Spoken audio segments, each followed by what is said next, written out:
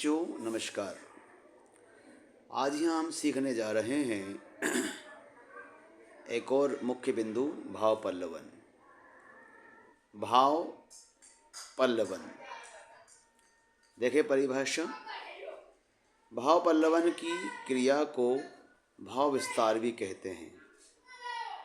हम यह जान लें, किसी भी प्रकार की पंक्तियों का विस्तार पूर्वक है ना वर्णन करना ही भाव पल्लवन कहलाता है।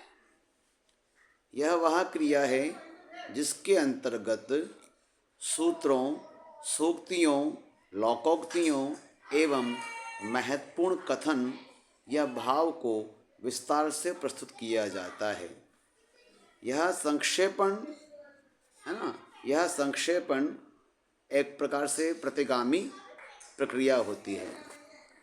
अब जब भाव पल्लवन किया जाए उसके लिए हमें क्या क्या बातें ध्यान रखनी चाहिए, यह आपको लिए जानना ज़रूरी है। सूक्ति का अर्थ पूरी तरह से समझने के लिए उसका ध्यान से विचार पूर्वक वाचन करना अनिवार्य है। अब सूक्ति क्या है? यहाँ पर संस्कृत में सूक्तियाँ आती हैं। एक पंक्ति का वाक्य आता है, उस वाक्य को ही हमें विस्तार से लिखना पड़ता है। वो कब लिख पाओगे? जब आप ठीक प्रकार से उसका अर्थ समझोगे।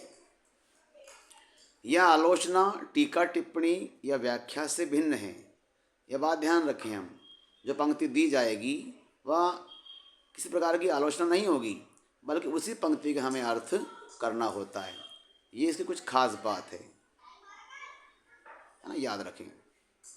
भाव पल्लवन करते समय पुनरावृत्ति और अनावश्यक विस्तार से बचना चाहिए। मतलब शब्दों की पुनरावृत्ति ना करें और अनावश्यक उसका हम विस्तार भी नहीं करना है।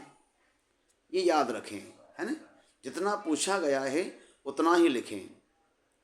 भाव पल्लवन करते समय सुस्पष्ट, सुग्राह्य, सरल और अर्थपूर्ण भाषा का प्रयोग करना चाहिए।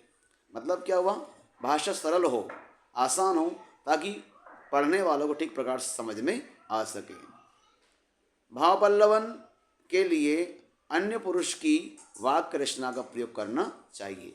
ये कुछ बिंदु थे भाव पल्लवन को लेकर, और एक बार पुनः जान लें। भाव पल्लवन की क्रिया को भाव विस्तार भी कहते हैं। सीधी सी बात है ना। किसी प्रकार की कोई बात आती है, मान लीजिए अब यहाँ आपको दिया एक बिंदु, कौड़े की आग के ताप से दिपदिपाते चेहरों की प्रसन्नता अंधेरे में ही खनक जाती है। या फिर हम कह सकते हैं कि दूर के ढोल सुहावने होते हैं। ये मान लो वाक्य आपको आ गया। अब क्या बोल दिया आपसे? पंक्ति का भाव विस्तार कीजिए या भाव पल्लवन कीजिए। मुझे आशा है आप ठीक प्रकार से समझ गए होंगे। मिलते जल्दी ही नए वीडियो में। धन्यवाद।